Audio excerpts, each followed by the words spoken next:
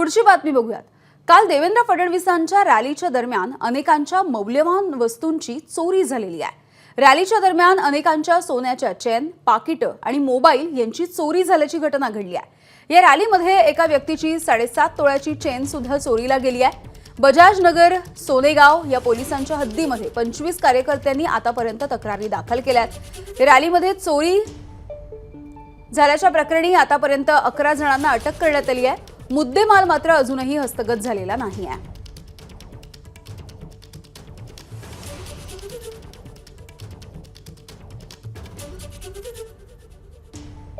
तर काल देवेंद्र फडणवीसांची विजयी रॅली काढण्यात आलेली होती नागपूरमध्ये आणि त्या रॅलीला मोठा प्रतिसादही मिळाला। मात्र याच वेळेला चोरट्यांनी हात साफ केलेला आहे आणि अनेकांच्या मौल्यवान वस्तूंची चोरी झाली आहे।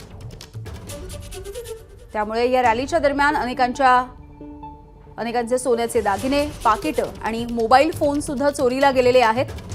चोरट्यांनी गर्दीचा फायदा घेत ही चोरी केली आहे। आतापर्यंत 11 जणांना अटक करण्यात आली आहे। मुद्देमाल मात्र अजूनही हस्तगत करण्यात पोलिसांना यश आलेलं नाहीये।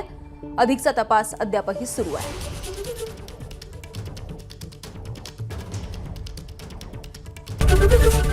एबीपी माझा, उघडा डोळे बघा नीट।